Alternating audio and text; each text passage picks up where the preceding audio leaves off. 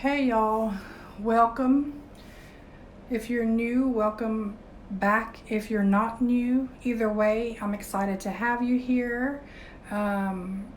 If you like what you see in this video, subscribe, give it a thumbs up, share, all the things, leave me a comment. Tell me what I can do to improve the videos.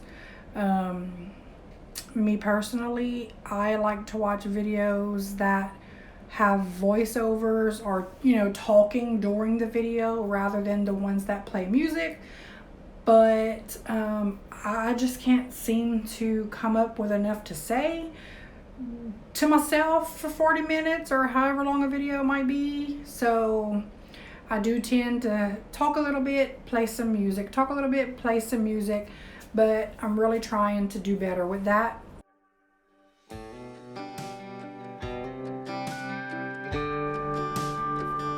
If you hear that background sound, that is my air conditioning. I tried to turn it off for this voiceover, but then it was like 76 degrees in my house, so I turned it back on.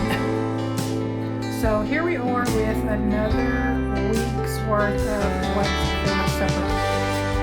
I was hungry for chicken and dumplings. Normally my chicken and dumplings are white because I just make, normal chicken gravy kind of thing. Throw in canned biscuits, which is my favorite way to do it. And, it's good. But this time, I was like, I also really like my gravy to have like roux in it, like a fricassee.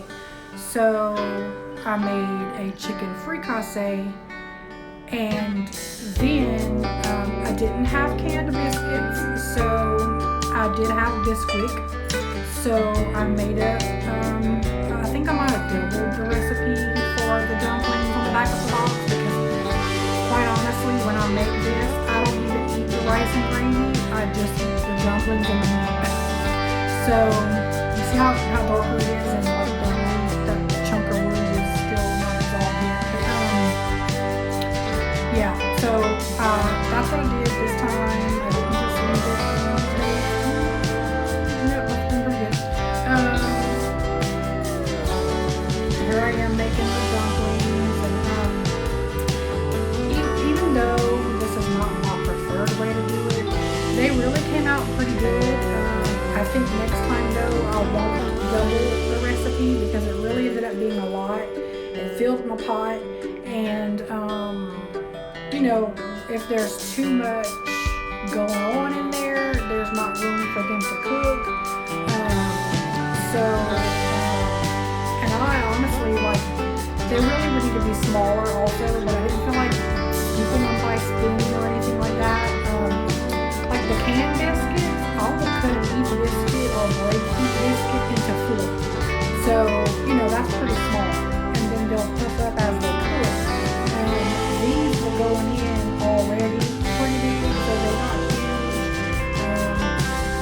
During the cooking process, a lot of it kind of just goes away into your pot, so the gravy gets thicker and the dumplings get smaller. But it really came out good. I know we ate on it twice. I just don't remember if it was 2 nights in a row. Because I'm so far behind on my videos that I can't remember. I was putting in some boiling water right there because I knew I needed more liquid, but I didn't want to put in cold water and stop them from cooking. So I went to my little water machine and got the hot water out. And yes, that water is hot. I have these containers that my stevia comes in, little plastic bowls with a flip top lid, and I wash those in the dishwasher. They're fine. But one day I put some of that water from that machine into that thing, and it twisted it and crumpled it all up. I was like, wow, this water is really hot. So anyway, there was the husband. He popped his head in. I've been drinking a lot of sweet tea. You probably just saw me pour a glass.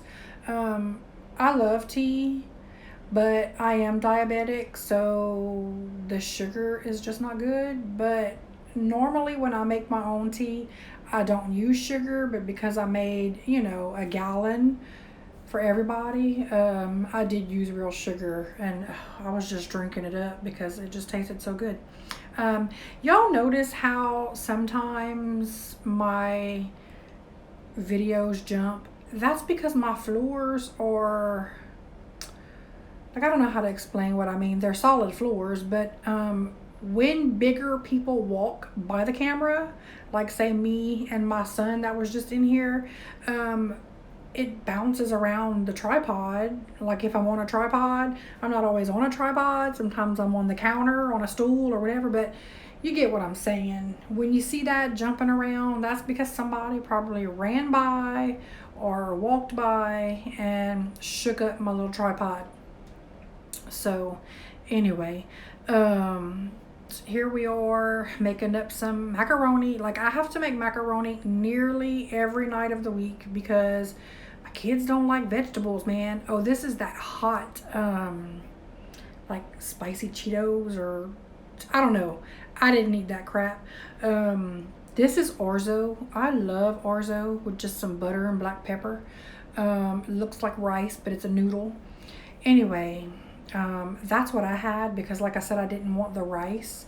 So I had my orzo and my dumplings and probably some pickled cucumbers. Can't remember. I'll see when it comes up. Have some corn there for the ones who do eat corn.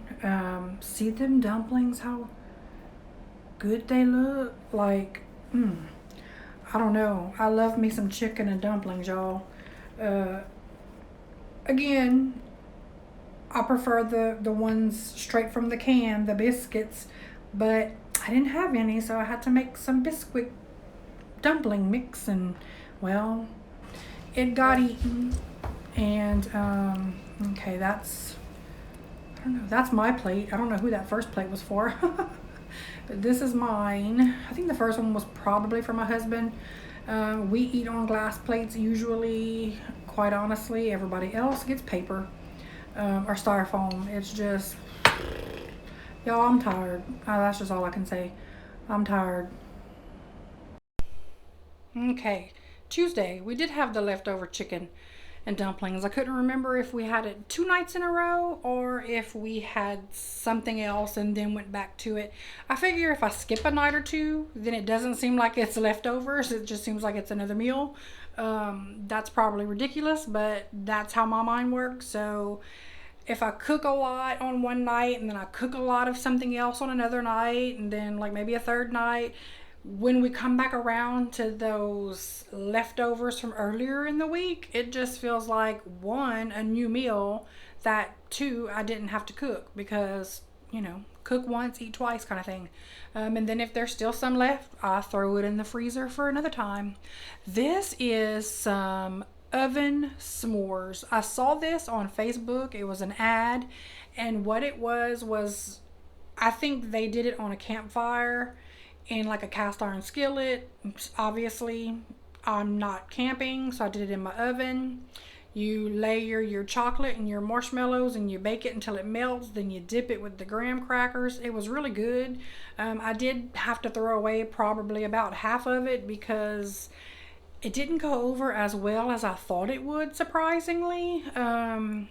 But it was good. I do want to try it again, and I think next time I'll use more chocolate and less marshmallows because the marshmallows did get really, like you could tell I overcooked it a little bit, so they weren't burnt, which, hey, when you roast a marshmallow, that's the best part anyway. See, there they were like a little brown, but they get really chewy when they cool off, and so you really can't dip a graham cracker in something that's gonna, you know, they were breaking. So anyway, I was having to like take the dip with a spoon, spread it on my cracker. Anyway, it was still good. I'm gonna just try it again, like I say, with more chocolate, less marshmallows. Make sure not to overcook the marshmallows and see how it goes. But anyway, here I am fixing up plates already because yay, it was just leftovers that I had to reheat. I don't remember what else we had that night. I know we had the corn. and the chicken and dumplings. We always have rice, y'all. We live in Louisiana, so it's always rice. Here we are, new day. Fried pork chops, fried yellow squash, fried hush puppies. I cooked some red beans and sausage for anybody who wants red beans and sausage. I've already told y'all my husband doesn't care for meat on a bone, so, and he doesn't like fat either. So pork chops, not his number one thing to eat, so red beans and sausage for the win. Also, Bo, the 9-year-old, loves red beans and sausage. So here Aubrey is making a, it's kind of like a lemon icebox pie. I got this recipe from a friend of mine on Facebook. I don't remember who, and I don't remember the recipe, but it is on Pinterest, so I'll link it below. All it is, y'all, is sweetened condensed milk and lemon juice, and then you blend it, and the lemon juice thickens the condensed milk, and then you put it in the ice box and let it chill, and then you can cut it and serve it up like a pie. It is good. I know it's not good for me, but it tastes good. I do remember when I pulled it up on Pinterest, because I couldn't remember how much lemon juice to use, that the recipe does call for 2 cans of condensed milk. I only had 1.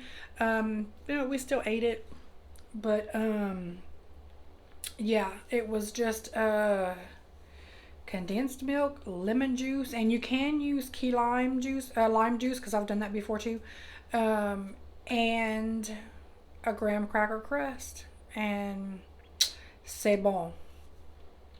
But anyway, here we are. We're gonna fry up these pork chops, and then I did cook only 1 small summer squash, because not everybody eats that. Excuse me. And well, why cook it if they're not going to eat it, right? So the hush puppies, I cooked what was left in a bag of that from my freezer.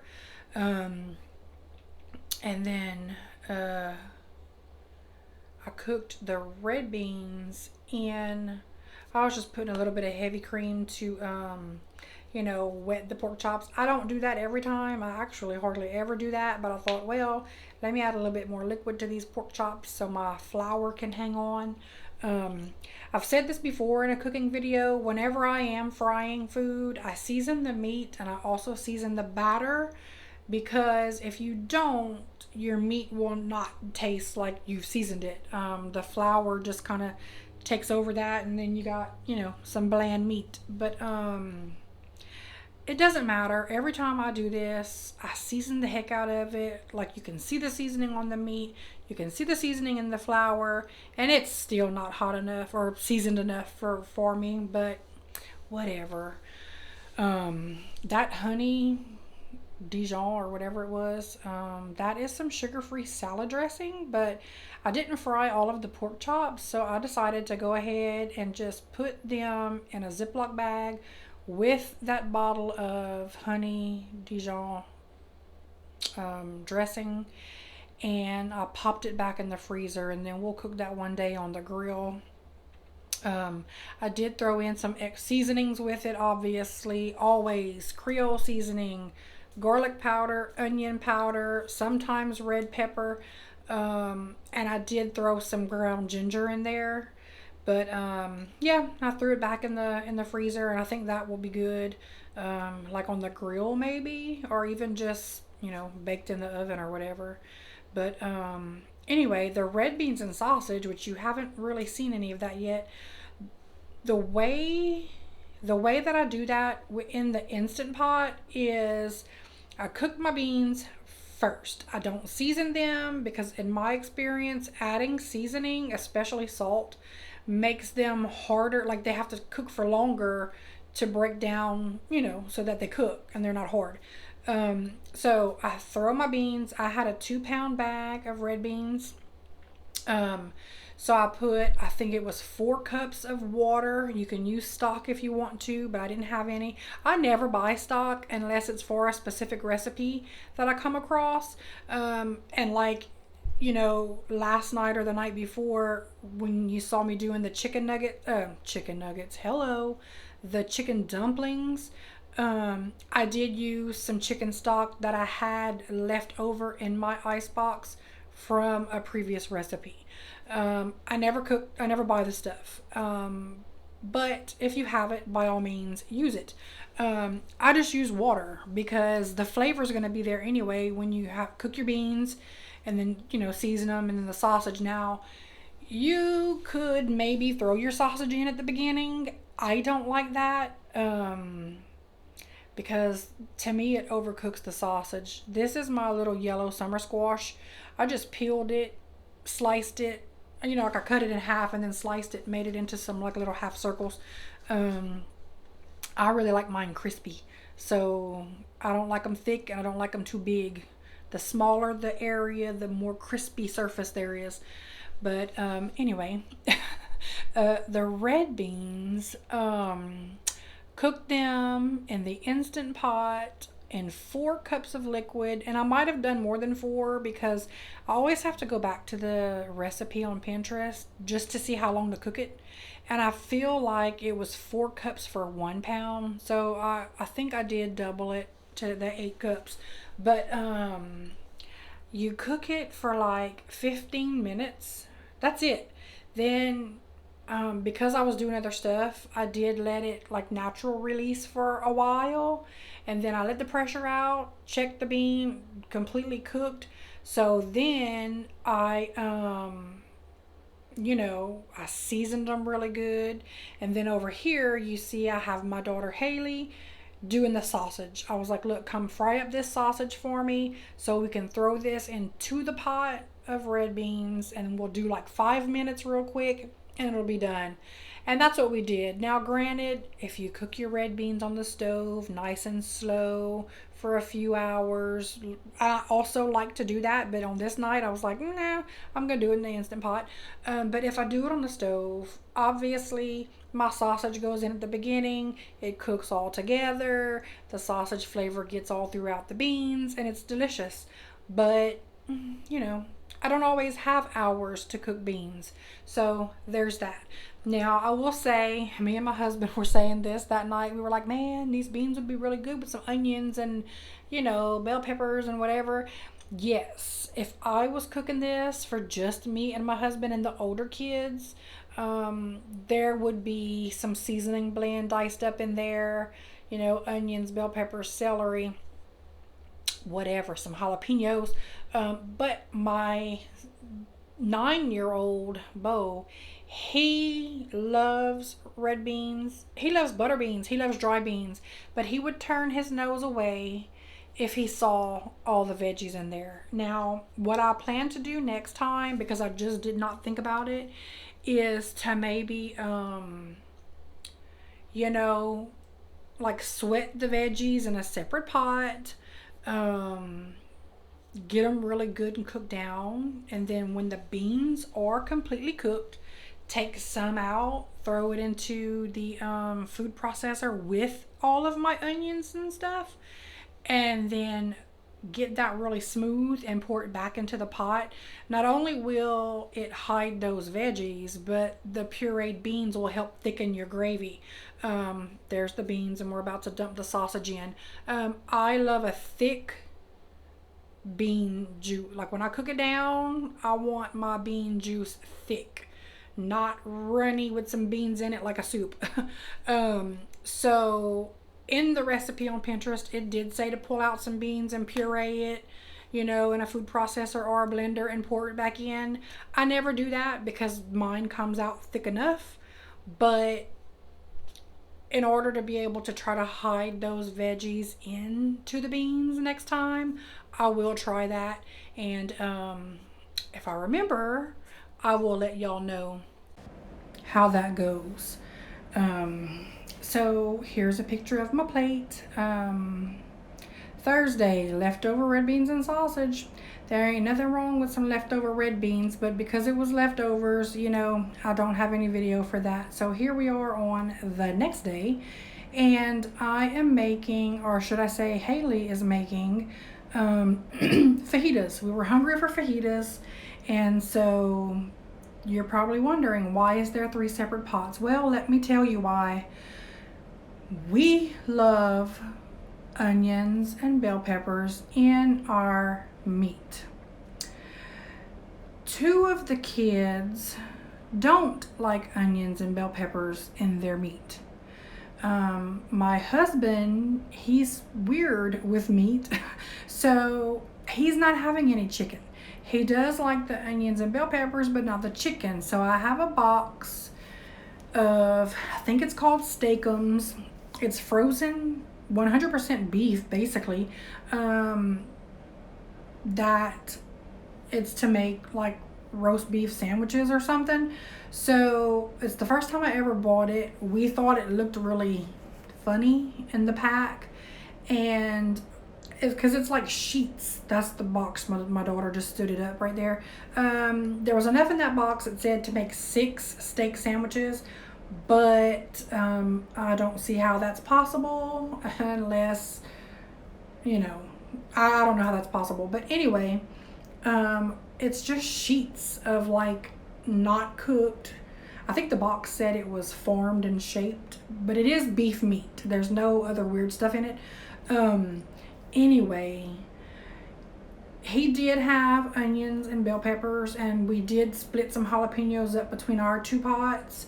That one in the front right, the front burner on the stove, that's gonna be just chicken for the finicky people. The big pot on the other side, that's for those of us who like good stuff. And my husband's pot, I will say, it's empty right now, but his stuff did come out really good. And so I do want to try that one night, because I do like steak fajitas, but it's so hard to get the right cut of beef or to cook it the right amount of time that your beef meat is not tough or chewy or whatever. And I'm not one that can eat undercooked meat. So my beef has to be thoroughly cooked. But then once you do that, you really can't chew it. So I want to try this Steakums meat for the rest of the family one night, because it's cut or chopped and formed like the box says. Once you start cooking it, it crumbles all up. Almost looks like ground beef, but it's not. And it really tasted good, because me and my daughter tasted it. We were like, oh, that's not bad, So, and I think it's like $3 for the box. So really, it's cheaper than meat. It's definitely cheaper than that chicken. So I do want to try that one night, for like the whole family. I'll still have to separate it, because, the ones that don't eat the onions and stuff. And, I know I can just hear some of y'all saying, well, I'm not cooking more than one meal or whatever, and that's fine. You don't have to. But here in this house, I've always done it this way, because if I don't like something, but other people in my house like it and I cook it for them, well, guess what? I'm going to want to eat something that I like. So I do the same thing. Like if I'm cooking something that I want, but I know they're not going to like it, then I cook something else. I mean, it's fair. It's right. To me, that's just how you do it. There's one little girl in my house named Aubrey, who is 11, and she doesn't eat anything. So you know what she ate? A tortilla shell with some cheese, microwaved in the oven and rolled up. She doesn't eat meat. She doesn't eat vegetables. She eats carbs. That's it. Like, I feel bad for her when she gets older. Hopefully she gets her daddy's genes and can stay, slim and healthy. I don't want to say the wrong words. She's really petite. She was a chunk when she was a baby. And back then she ate stuff. I don't know if it's a texture thing, if it's a smell. Like, she just doesn't, she'll eat plain rice, but she won't have gravy on it. She'll put like some butter and salt. She'll eat noodles. She'll eat spaghetti occasionally, macaroni and cheese occasionally. She's like me and will eat just buttered pasta with some salt, black pepper. She'll eat bread.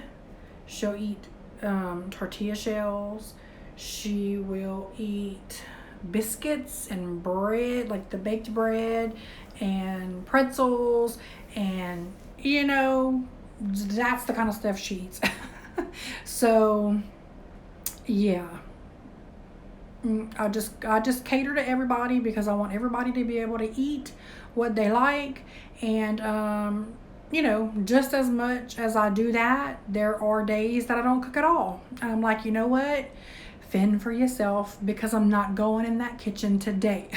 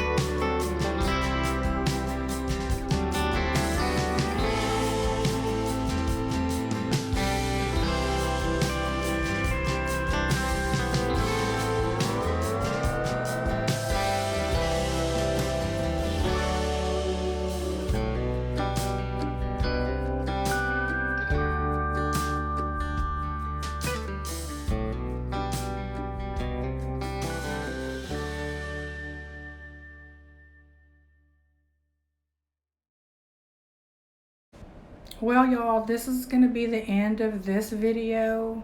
Um, I want to try to do this every week. There will be nights that I cook every night. There will be weeks that I cook every night. There will be weeks that I don't. Sometimes we'll have leftovers, sometimes we won't. But it's just, you know, I want to put these out every week. It helps me to really think about what we're going to eat, and it kind of gets us out of that rut of eating the same stuff all the time. So anyway, here's the finished plates, and I hope you like this video. Give it a thumbs up, and I'll see you in the next one.